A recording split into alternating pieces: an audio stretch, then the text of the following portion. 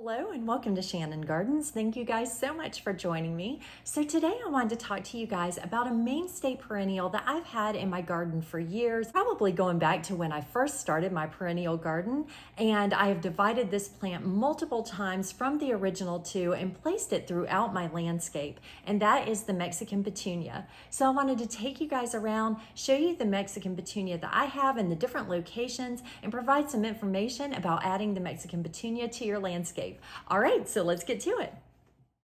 Mexican petunia is a perennial native to Mexico. However, it is actually not a petunia, but is named for the petunia resembling flowers. They are hardy in USDA zones 8 through 11. However, I am in zone 7B, and they have been a mainstay perennial in my garden for years.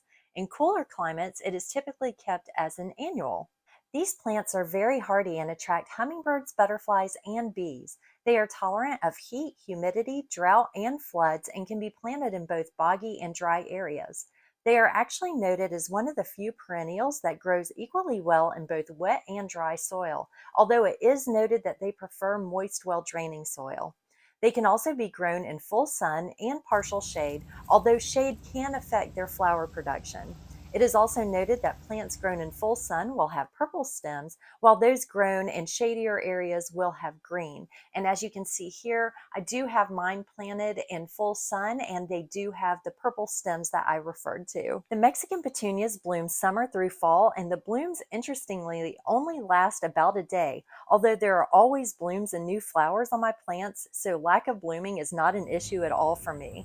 Now I'll show you guys right here. This was in the evening when the petals had fallen, the blooms had fallen, and as you can see, there aren't many left on the stems. But then the very next morning, this is how the plants looked. So as you can see, even though the night before they didn't have any flowers remaining from that day, they had plenty of flowers the next day.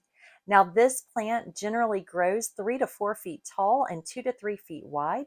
They are extremely hardy and fast growing and quickly spread from self-seeding and rhizomes. It is actually due to this that they can be considered invasive. I did also want to note that I read that there are less aggressive and sterile varieties that you can choose for your garden. As a reference, I recently saw the purple shower variety at my local Home Depot, and it is one that's noted as being sterile so that it doesn't set seed, but it will still spread by the roots. One thing that I did want to mention from my own experience is that it can be difficult to remove or move this plant once it's planted. So you'll want to be certain of where you're planting it, as it can be quite cumbersome to move.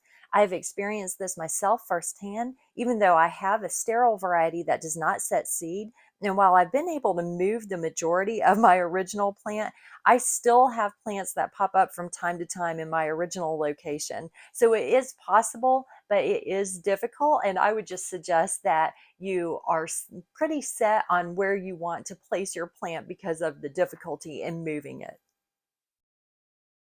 Now, I do have Mexican petunias planted in various locations, anywhere from drier areas to areas that are down by a downspout and therefore are more consistently damp, to containers, and they all thrive in the areas that I planted in. So it really speaks to the diversity of this plant and how it can handle multiple locations. And I cannot stress enough, again, how easy it has been for me to split this plant and create other plants off of the originals. So this is something that I've really gotten a lot for my money, because I've been able to split that and create so many different plants to add to my landscape.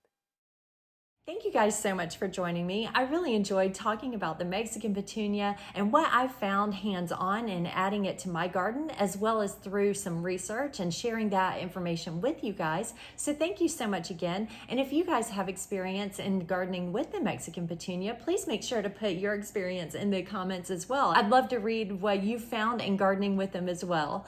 Thank you so much again. Please make sure to like and subscribe. And until next time, happy gardening and goodbye.